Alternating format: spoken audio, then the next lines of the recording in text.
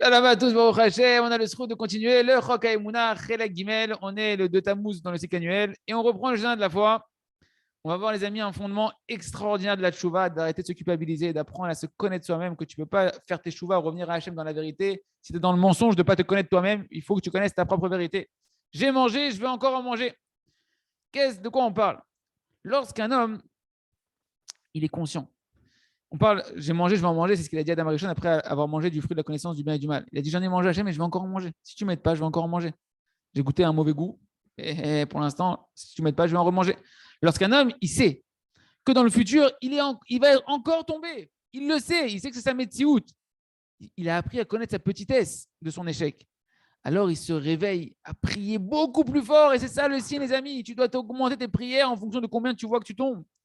Et de multiplier les supplications devant Kadosh Baruch Hu. Hachem, sauve-moi, sauve-moi, protège-moi, Ribono Shel Olam, aide-moi à surmonter mon mauvais penchant, etc. Mais si un homme, il se voile la face, qui se prend pour un malard, il sait, Hachem, j'ai plus jamais, j'ai compris, je suis tombé une fois, mais je ne vais plus jamais retomber, c'est fini, c'est fini. Alors que tu sais très bien ta nature, tu sais très bien ce qui se passe au fond de toi-même. Qui se prend pour un malard, qui croit qu'il a un malard, que ça, il ne va plus jamais tomber. Il vit dans une imagination de lui-même qui n'est pas sa réalité. Alors celui-là, il n'est pas éveillé face aux dangers qui sont devant lui énormes, qu'il le guette à chaque instant, que ce monde-là, il est rempli d'embûches à chaque instant et qu'il doit prier, et donc il ne prie pas. Parce que lui, il pense qu'il ne va pas retomber, il est convaincu qu'il ne va pas retomber, donc il ne va pas prier. Et ça, les amis, le Kotzk Rebbe, le rabbi de Kotzk, que son mérite nous protège, il a un étonnement extraordinaire. Il nous dit comme ça, Plia Gdola. Il explique qu'il y a eu un grand étonnement que lorsque Kadosh Baruch Hu, il a posé la question à Adam Arishon. Il dit Adam Arishon, t'as fauté. Voilà, il a fauté Adam Arishon. Il dit Ayeka, où tu es, Habibi, où tu es? Il s'est caché. Vous vous rappelez, il s'est caché. Je ne vois pas Adam Arishon. Il dit Ayeka, où tu es? Est-ce que de l'arbre que je t'avais ordonné de ne pas manger, tu as mangé? Et qu'est-ce qu'il lui répond Adam Arishon? La femme que tu m'as donnée, celle qu'elle m'a donné de l'arbre de la connaissance à manger, va au chel. Et c'est pas et j'en ai mangé, va au chel et j'en mangerai. Si on traduit bien, c'est et j'en mangerai. On se passe tous les commentaires énormes qu'on pourrait dire sur ce passage-là et tous les sujets qu'on ne connaît même pas. Mais le Midrash nous dit, c'est quoi va au chel au futur? J'en mangerai au futur et le fruit qu'elle m'a donné, j'en mangerai. Il lui a dit, j'en ai mangé. Je lui ai dit, Hachem, je reconnais, j'en ai mangé, mais j'en mangerai encore. Au jour d'aujourd'hui, j'en mangerai encore. Et le rabbi de Kotzk et Rabbi, il pose la question, il dit, mais c'est chutzpan! T'as pas honte? T'es devant Hachem? Il te pose, est-ce que tu as mangé de l'arbre de la connaissance du bien et du mal? Et au lieu de dire, oui Hachem, je reconnais, je regrette, je te promets, j'en mangerai plus, etc., t'as la culot de lui dire, tu sais quoi, je vais encore en manger. C'est un truc de fou. C'est pas possible un truc pareil. Omer Rabbi, Kotzk et Rabbi nous dit, il n'y a pas de chutzpah ici, les amis. Il n'y a pas de chutzpah, parce que quand la question d'Hachem, Adam Rishon, il a compris tout de suite dans sa chorma infinie, sa grande chorma infinie, non, mais grande sagesse. Quand Hachem lui a dit, où es-tu? Hachem, il ne sait pas où il est, Adam Rishon, il est quoi? Hachem, il ne sait pas où il est. En fait, il lui a dit, où tu en es spirituellement? C'est quoi? Est-ce que tu connais maintenant? Est-ce que tu sais où tu en es véritablement? Où tu es tombé spirituellement? Est-ce que tu sais identifier la vérité de ton niveau spirituel après la faute où tu es arrivé? Est-ce que tu crois que tu es encore dans un niveau spirituel où tu peux dominer ton mauvais penchant et ne plus en manger? Qu'est-ce qu'il lui répond à Adam Arishon? Non, non, non, je ne suis pas du tout à ce niveau-là. Papa, Mechila, je ne suis plus à ce niveau-là. Je suis arrivé à un niveau bien en dessous. Je suis arrivé à un niveau où maintenant c'est mon mauvais penchant qui est plus fort que moi. Et que pour l'instant, dans la métier où je suis, je n'ai pas le choix, j'ai plus de libre arbitre que je vais encore en manger. Je connais mon endroit. Et il ne s'est pas menti à lui-même de dire à Hachem, ça y est, je ne vais plus fauter, je ne vais plus en manger. Et ça, les amis, c'est la grande question sur ce qu'en général tout le monde pose comme question. On dit oui, c'est bien beau, c'est bien joli tout ça. Si véritablement, quand je faisais teshuva, que je venais devant Hachem, et ben, au final, j'arrivais à faire teshuva et que je recommençais plus mes fautes. Mais j'en ai marre de venir devant Hachem. Moi, les amis, ma guérison avec le Rav Arush et Rabbi Nachman de Breslev, ça a été ça. J'en avais marre de dire à Hachem, Hachem, je regrette, je te demande pardon, je ne vais plus recommencer. Tu recommences la demi-heure d'après, l'heure d'après, le lendemain, un truc, tu retombes pareil. Comment je peux encore oser? Les gens, pourquoi ils ne viennent plus faire tes choix devant Hachem? Parce qu'ils savent qu'ils se mentent à eux-mêmes. Ils en ont marre de dire la mensonge à Hachem. Comment je vais dire encore à Kadosh Baruch Hu que je Mechila, je ne vais pas recommencer. Tu joues à quel jeu avec Hachem? Effectivement, tu n'es pas honnête avec Hachem. La réponse, c'est que Nahon, c'est vrai que c'est une honte terrible de devoir retomber encore et encore, comme on l'a dit. Mais malgré tout, malgré cette honte terrible de savoir que tu vas encore retomber, un homme, il doit connaître sa place. Un homme, il doit connaître son niveau spirituel, qu'il a un Yetzer Hara qui est difficile pour lui de pouvoir surmonter. Et qu'il doit avoir la conscience que s'il ne prie pas et qu'il ne demande pas maintenant sa condition après la faute, c'est que tu dois apprendre ta petitesse, que si tu ne pries pas devant Akadosh Baruch Hu, demander de l'aide, tu vas tomber encore beaucoup, Habibi. C'est pourquoi tu dois te renforcer à être heureux de ta part, de ton service d'Hachem, là où tu es. Et tu dois te renforcer à prier, à supplier beaucoup à Kadosh Baruch Hu qui t'aide dans le futur à ne pas tomber. Et savoir clairement que tant que toi, tu fais tes chouvas, même si ça va tu vas refaire des dizaines de fois la même faute, que Dieu nous en préserve, sache que chaque chouva que tu fais, elle est précieuse devant un Kadosh Baruch Hu. Elle est extrêmement précieuse. Ce que toi, tu ne lâches pas la volonté malgré les tempêtes et les brisures des vagues qui se cassent sur toi, tu ne lâches pas ta volonté de continuer à naviguer vers Hachem en direction d'Akadosh Baruch Hu et à faire tes chouvas. C'est précieux d'Hachem. Ne crois pas qu'Hachem il en a marre de toi. Hachem il est fier de toi que tu te lèves et que tu continues à mener la bataille. C'est pourquoi, au contraire, cette honte que tu as de devoir retomber, d'avoir la conscience que tu es enclin à tomber encore et encore, Ken, c'est une grande partie de la purification de la tchouva, de te faire acquérir de l'humilité, de la honte d'Ikdusha, de la crainte du ciel véritable. Comme il dit Rabbi Nachman de Breslev dans la Torah 6, vous l'écoutez Moharan, c'est quoi l'essentiel de la tchouva? C'est pas les médailles, mon ami. C'est quand tu entends ta honte, que tu te tais et que tu l'acceptes dans ton cœur avec joie. Yiratzam et Hachem, qu'on puisse mettre en application ces paroles extraordinaires dans notre Idbo des doutes. Et là-bas, apprendre à se connaître soi-même et à savoir que oui, ce fruit interdit, chacun il a son fruit interdit dans sa tête qui voudrait bien quitter, je vais encore en manger si je ne me mets pas à crier à Kadosh Baruch Hu qui me vienne en aide. Donc la conclusion, je dois me mettre à augmenter mes prières et mon temps de prière et l'intensité de mes prières pour recevoir l'aide divine, B'at Hashem, dans la journée qui se prête devant nous. On continue avec le jardin des louanges. Remercier sur chaque point positif, les amis.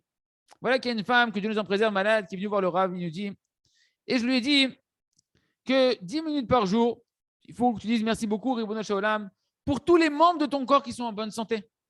Merci Hachem que j'ai des yeux qui voient. Merci à Kadosh Baruch Hu que j'ai des oreilles qui entendent. Merci Hachem pour mes pieds qui marchent. Et pendant 10 minutes, tu vas dire que merci à Kadosh Baruch Hu sur la bonté infinie qu'il a fait avec toi jusqu'à présent.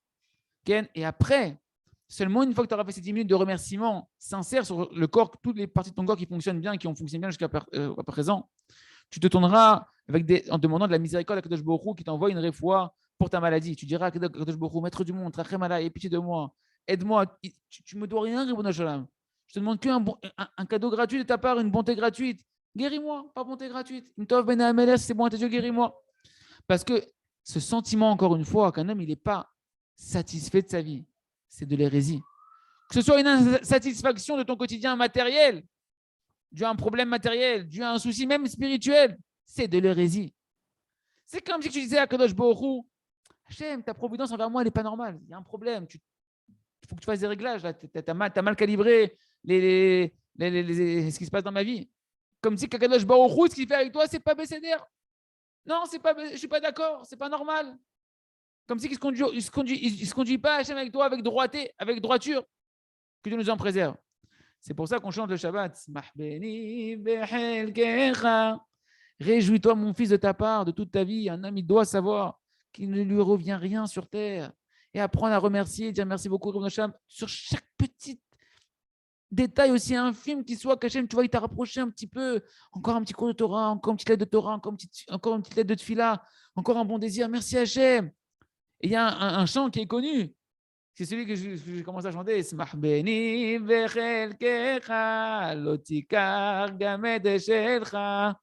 Sois heureux, mon fils, de ta part, de ta vie, car tu ne prendras pas avec toi ce qui t'appartient ici sur terre. Et en réalité, celui qui a écrit, l'auteur de ce chant-là, il vient renforcer l'homme. De toutes les manières, ton oseille va rester ici. Ta voiture, elle va rester ici. Ta maison, elle va rester ici. Ken? Alors, sois content de ce que tu as. Arrête de jalouser les autres. Tu ne vas pas l'emporter avec toi, tout ça. Et le Rav dit, moi, j'ai rajouté d'autres paroles à cette chanson.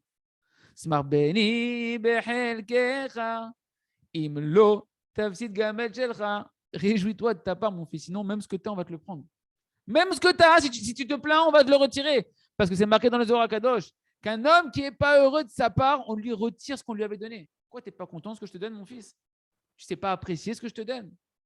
Allez, c'est quoi? Je vais te faire prendre conscience de ce que tu avais, que tu n'as pas su dire merci sur ce que tu avais. Je vais te retirer Chaz Shalom, Chaz Shalom. Mais celui qui est heureux de sa part, qui accepte toute sa vie, Ken, même les parties qui sont tristes de sa vie, a priori pour les communs des mortels, lui, il les accepte avec joie.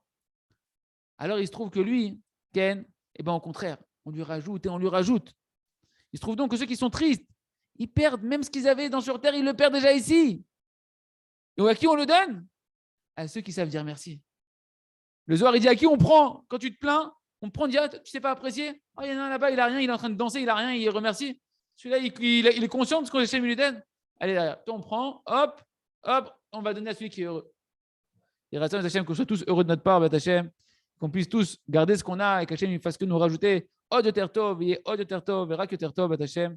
On continue avec le livre à travers champs et forêts pour faire notre heure d'Isbodedou, Hachem. Tous les jours, cette heure d'Isbodedou qui est capitale, qui est le cœur de tout notre enseignement, Hachem. Donc, un mishpat nachon, le juste jugement qu'il faut avoir.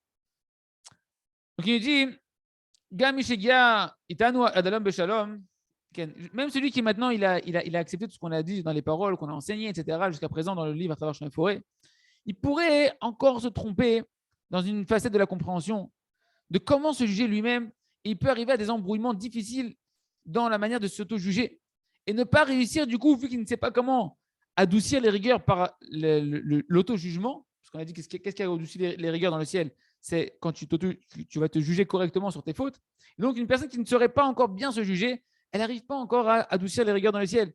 Il se trouve qu'il peut se trouver encore à avoir une vie, même avec des cheshbon nefesh ou s'introspecte, et malgré tout, il sent qu'il n'a pas de vitalité dans la Torah. La fameuse vie de la Torah qu'elle nous promet la Torah, il ne la sent pas encore. Donc, c'est pourquoi maintenant, il nous reste à définir qu'est-ce que c'est bien se juger. C'est quoi le bon jugement qu'on doit avoir dans cette attitude des doutes? Beaucoup de gens, ils se trompent et ils pensent que le jugement, la faculté de jugement, c'est quoi? C'est se punir soi-même.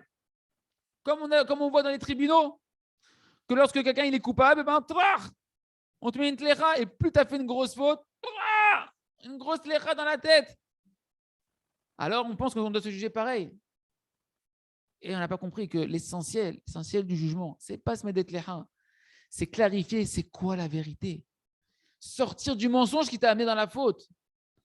Parce que celui, Ken, qui ne se juge pas, qui ne s'auto-juge pas, qui ne fait pas cette introspection, ce bilan de clarifier qu'est-ce que c'est la vérité, qu'est-ce que c'est le mensonge. Est-ce que j'ai fait quelque chose comme il fallait le faire? Est-ce que j'ai fait quelque chose comme il ne fallait pas le faire? Alors il va continuer à se tromper parce qu'il n'a pas clarifié c'est quoi le bon chemin, c'est quoi le mauvais chemin, c'est quoi la vérité, c'est quoi le mensonge. Parce qu'il se ment à lui-même. Par exemple, une personne, il va se dire mais oui, mais lui, c'est bien que je me mette en colère sur lui. Celui-là, il mérite que je me mette en colère. Heureusement que je lui ai éclaté la tête, qu'il sort de son mensonge, celui-là. C'est une mitzvah de se mettre en colère. Et ma femme, si je ne lui faisais pas des reproches, Miskena, elle va rester une pauvre femme toute sa vie. Et mon mari, si je ne le remets pas en place, il va rester C'est une mitzvah de l'éclater. Hein, de faire des reproches à sa femme pour lui apprendre la Torah et les bonnes valeurs et comment on éduque les enfants, etc.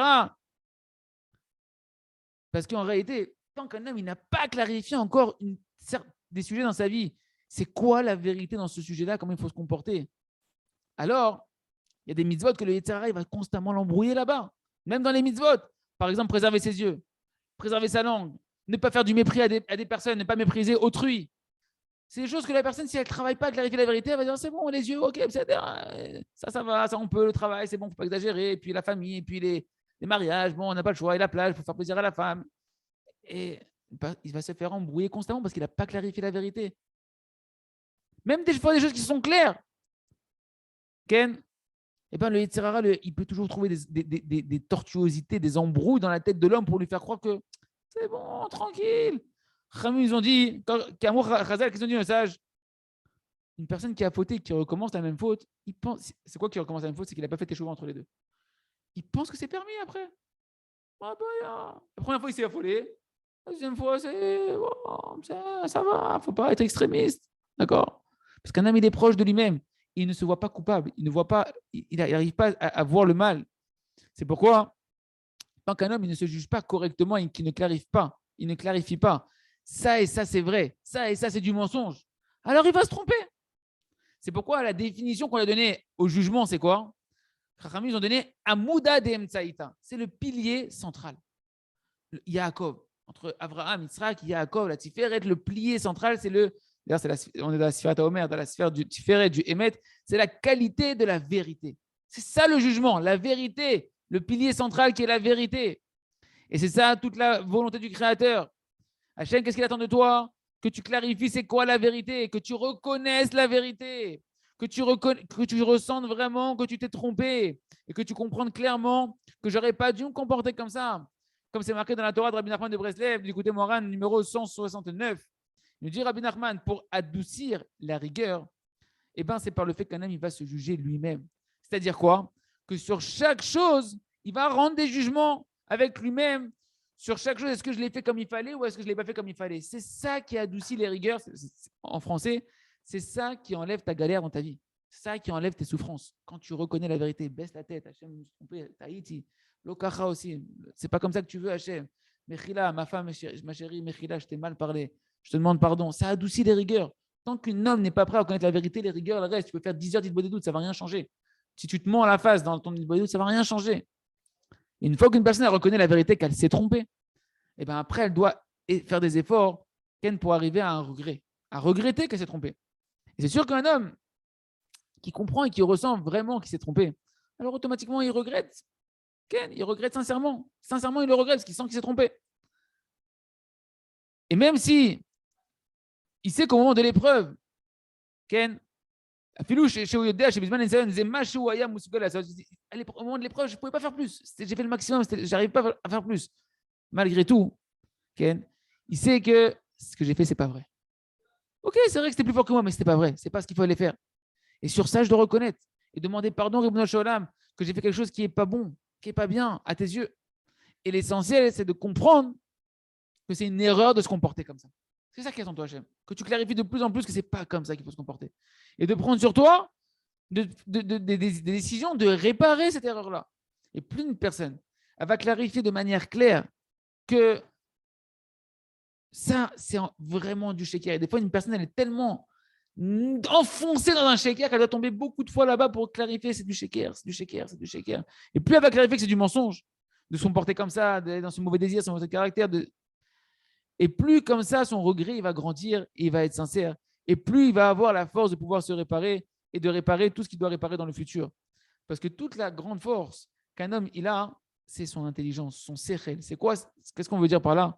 Que lorsque quelque chose est clarifié dans ton intelligence, dans ton discernement, tu as discerné clairement une chose, de manière claire, que c'est ça la vérité, alors tu auras une force d'autant plus grande de pouvoir surmonter ton mauvais penchant, parce que tu sais que il veut t'amener dans le mensonge, tu sais clairement du mensonge, c'est clairement un panneau, je ne vais pas rentrer dans le panneau. Il est raison de Hachem qu'on apprenne à se juger sans se frapper dessus, mais en cherchant surtout à clarifier la vérité de la vérité d'Hachem, et repousser petit à petit le mensonge. On continue avec le jardin de la sagesse. On reprend les paroles du conte de Rabbi Nachman. Voilà que le premier sage, il lui a posé la question, il lui a dit, on connaît la conversation entre le sage et l'émissaire du roi, qui était aussi un sage qui lui avait été envoyé.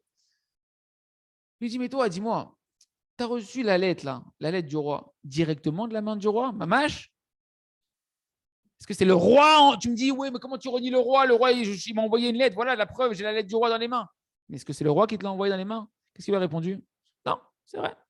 C'est quelqu'un d'autre qui me l'a donné. Au nom du roi. Ah, il a répondu, tu vois, toi-même, que ce que je dis, c'est vrai. Il n'y a pas de roi. Le roi, il n'existe pas. C'est une ch'toute, c'est une invention. On convainc les commentaires du Rav. Même si l'émissaire, il aurait répondu, si, j'ai vraiment reçu la lettre dans les mains du roi. Le Chacham, le sage de notre conte, est arrivé tellement une hérésie qu'il aurait renié ça aussi. Il aurait même renié. Parce que comme on l'a dit, il avait déjà décidé dans son cœur, ça, Rabbi Nachman va nous faire comprendre. Il avait déjà décidé dans son cœur que moi, ça ne m'arrange pas qu'il y ait un roi. Ça ne me convient pas dans ma vie qu'il y ait un roi au-dessus de ma tête. Ken, il n'y a pas de Dieu, il n'y a pas de Dieu, comme c'est marqué dans Télim, il n'y a pas de Dieu. Amar Naval Bedibo, l'hérétique, dans son cœur, il dit il n'y a pas de Dieu parce que ça ne l'arrange pas. Même s'il le voit devant lui. C'est lui qui est corrompu à l'intérieur de lui, Ken, qui pense dans son cœur, moi je suis mieux que tout le monde, je suis au-dessus de tout le monde, je suis le plus intelligent, etc. alors il a déjà décidé en fait sans s'en rendre compte qu'il n'y a pas de Dieu. Et même si tu venais maintenant, tu venais lui poser la question, la vérité, pourquoi? Il te répondrait au fait s'il est sincère, parce que comme ça j'ai décidé. Comme ça m'arrange. Donc peu importe ce que tu vas me répondre, et c'est ce qu'on voit avec les gens. Des fois, tu rentres dans des conversations avec des gens qui ne veulent pas la vérité. Ça sert à rien. Ça sert à rien, tu gaspilles ton énergie avec lui. Parce que peu importe ce que tu vas lui prouver, il va renier parce qu'il ne veut pas. Il ne veut pas entendre. Et même s'il avait dit qu'il avait reçu la lettre directement des mains du roi, ou bien qu'il a de toutes les manières, le roi, le sage, il aurait renié. Il aurait dit, mais non, on t'a embrouillé, on t'a fait croire que c'est le roi, mais ce n'est pas le roi, etc. Comme on verra dans la suite du conte que véritablement, il va en arriver jusque-là, le sage. Que lorsque le tam, le simple, il va dire plus tard dans le conte qu'on avait vu au début de tous les shiurim, hein, celui qui connaît déjà le conte, à la fin, le tam, il va lui dire, oh Chacham, mais toi, tu l'as vu, moi je l'ai vu de mes yeux, le roi. Il va lui dire, le tam, il est devenu le second du roi, il connaît le roi. Il dit, mais moi, je l'ai vu de mes yeux, le roi. Qu'est-ce qu'il va lui répondre, le Chacham, le sage? D'où tu sais que c'est le roi? D'où tu sais que c'est vraiment le roi? Tu as connu son père? Hein? Son père, c'était lui le roi avant lui, etc. Il n'y a pas de fin. Une personne qui ne veut pas reconnaître la vérité, il n'y a pas de fin. Une personne qui est dans l'orgueil, il n'y a pas de fin avec lui. C'est pourquoi, hein, c'est pareil pour la Torah Gdosha, comme on l'a dit, cette fameuse lettre qui en représente en fait la Torah Gdosha que le roi, que Hachem nous a donnée. Que celui qui renie la Torah, que Dieu nous en préserve, c'est uniquement parce que dans son cœur, il est corrompu, il veut ce monde-là, il veut le mensonge de ce monde-là. Et il a déjà décidé dans son cœur que moi, je renie ça. Parce que les lois de la Torah, ça ne me convient pas. En fonction de mes mauvais désirs, moi, ça m'empêche de kiffer la vie, de parler comme ça. Ken. Parce que lui, donc il va se trouver toutes sortes d'intelligence. C'est ça ce qui va nous faire comprendre Rabbi Nachman, le sage. C'est une fausse sagesse de trouver des faux scénarios dans sa tête, de se tordre les neurones pour pouvoir ne pas accepter la Torah, Ken, et pouvoir renier Kadosh Baruch Hu. Et même les gens qui viennent avec la Torah, qui l'ont reçue de leur maître, depuis Moshe Rabbeinu, ils vont la renier. Chaz Shalom. Et Béhémet, nous, on sait que la Torah Kedosha, Baruch Hashem, a été transmise de génération en génération de manière ininterrompue depuis Moshe Rabbeinu qui l'a reçue directement de la bouche de Kadosh Baruch Hu. Et Mamash, cette chose-là, elle s'est passée devant des millions de Juifs. C'est pas genre que Moshe Rabbeinu tout seul, il y a une révélation. Des millions de Juifs qui ont assisté en témoignage. Et là-bas, quand on compte que les hommes. Que si on comptait, on dit qu'il y avait 600 000 hommes. D'accord? Mais en réalité, Votam, Sheshmot, Elef Barim, il faut rajouter à eux leurs femmes, leurs enfants, etc. Et en réalité, on arrive à 3 millions de personnes environ. Et eux, ils ont transmis ces 3 millions de témoins, ils ont transmis leur témoignage de la Torah de génération en génération sans interruption et sans erreur. Donc, comment tu peux maintenant remettre en question et hésiter dans leur témoignage? Si ce n'est que tu as un esprit qui est complètement tordu, un cœur qui est tordu et corrompu par tes mauvais désirs, que tu penses que tu vas quitter des bonnes choses pour rentrer dans le chemin de la Torah, que tu n'as pas compris que la Torah, c'est ce qu'il y a de meilleur, ce qu'il y a de plus doux, que c'est le seul goût qui est inégalable dans ce monde-là, c'est le goût de la proximité à Kadosh Baruch Hu. Et donc, on en arrive, Chaz Shalom, arrivé là où ils arrivent. Yeratzon, que Kadosh Baruch Hu nous protège de ce Yetzirah, de la sagesse, qui est appelé un Melech Chacham, Chacham Vexil. Et on continue avec le Sefer Or Chadash, Or Chadash, Al Tzion Ta'ir, Veniske Kolano, Bimer Ale Oro. Donc les amis, je vous dis, voilà, vous n'allez pas voir le texte parce que j'ai oublié de faire la dernière photo, mais on la dira en live, c'est pas grave. En Lisman, je n'ai pas le temps. Avant tout, qu'est-ce qu'on a écrit? Chacun, il peut, d'accord, il peut facilement tenir une demi-heure dans la Hamida, dans la bracha de Chonadat, que Hachem, c'est toi qui me gratifie de la connaissance, de la conscience, de la compréhension, et demander là-bas à Kadosh Baruch Hu de répéter les mots Chonenu Metecha, Chochma, Bina, Avadat, avec des intentions différentes comme on l'a étudié. Il n'y a personne qui peut dire non, mais moi, tu sais, je suis trop occupé dans ma vie, je n'ai pas le temps de passer une demi-heure dans la tfila, etc., pour demander à Hachem de la connaissance, de la conscience, etc. Pourquoi, Ken? Parce que comme on l'a dit, un homme, il doit demander avant tout, Ken, il doit demander le da'at d'Hachem, ça vient d'Akadosh Baruch Hu. Et qu'une personne qui a acquis le da'at, il a tout acquis. Comme c'est marqué dans les paroles de nos sages, si tu as acquis de la connaissance d'Hachem, la connaissance véritable, qu'est-ce qui te manque dans ta vie? Toi, tu dis non, mais j'ai pas le temps, il manque trop de choses dans ma journée à combler. Mais si tu comptes ton manque de connaissances, tu vas tout combler. Tu vas tout remplir. Au lieu de courir, aller encore des heures travailler. Non, mais là, je dois quitter, là, je peux pas, là, il faut absolument que je m'occupe du travail, etc. Mais pourquoi tu cours? Pourquoi tu cours derrière la Parnassa? Et rajouter encore des heures d'Ishtadout de Parnassa? Reste une demi-heure devant Kadosh Baruch Hu. Demande du da'at à Hachem, de connaître Hachem. Et tu verras quel bracha tu auras dans ta vie, dans ta parnassa. Et à plus forte raison, celui qui commence à désirer étudier la Torah et que tu commences déjà à pouvoir, Baruch Hashem, investir quelques heures d'études dans la Torah, quelques instants fixes dans l'étude de la Torah.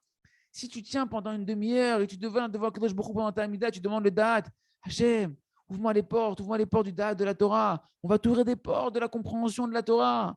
Que tu, Mamage, qu'en un instant, tu vas atteindre des compréhensions que des fois des années, avec assiduité, tu n'aurais pas atteint les compréhensions que tu vas recevoir si tu as demandé le da'at à Hachem dans l'étude de la Torah.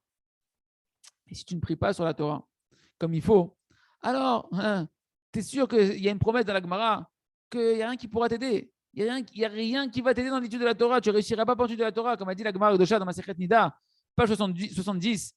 Les gens d'Alexandrie, ils ont posé la question à Rabbi Yoshua ben Hanania. Qu'est-ce qu'un homme il doit faire pour devenir intelligent? Bien évidemment, pour nous, c'est intelligent en Torah, en connaissance d'Hachem. Qu'est-ce qu'il leur a répondu, Rabbi Yoshua ben Hanania? Qui multiplie les temps d'études assis à la yeshiva. Va à la yeshiva, assis-toi, pose-toi, étudie. Diminue les heures de commerce. Écoutez bien, les amis, c'est le process pour devenir intelligent, avoir du da'at Hachem, de connaître Hachem. Multiplie les temps au Beth Midrash, dans l'étude. Diminue les heures de commerce. Alors, ils lui ont dit, mais tu sais, il y a beaucoup qui ont fait comme ça leur a pas tellement bien tourné pour eux.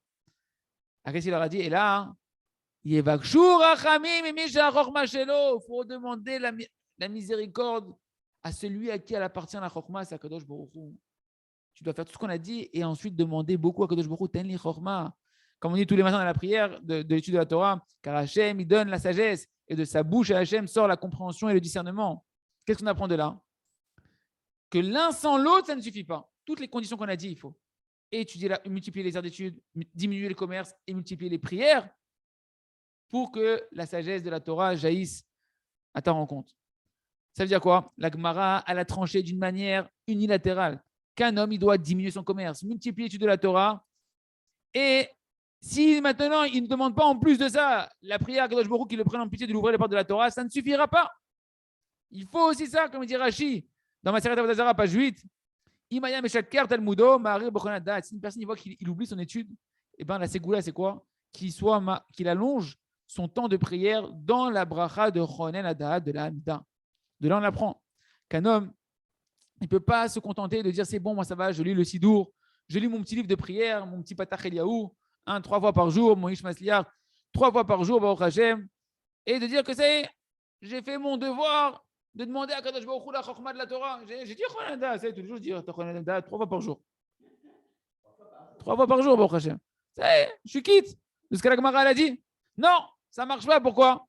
Parce que la Gemara a dit Harbe, Asu, Velo, Oim, Laem.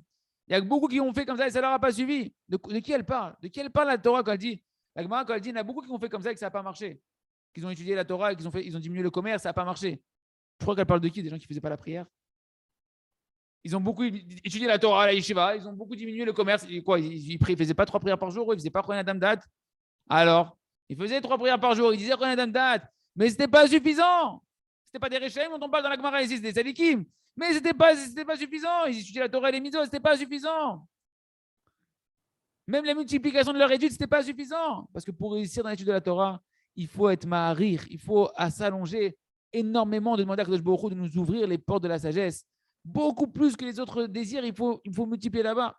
Comme on a expliqué, on avait ramené l'exemple du Chazanish, qu'il a mérité, le Chazanish, le géant de la génération passée de la Torah, la lumière de la Torah de la génération passée, il a mérité ce qu'il a mérité parce qu'il multipliait énormément son temps de prière dans Chonen Adam Da'at.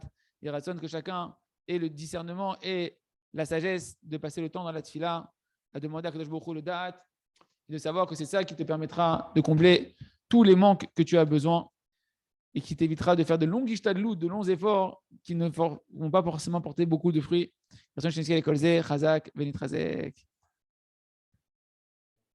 Shreno, Matov, Chelkenu, Shinske, de continuer avec Hachem ensemble, le Chok Emunah.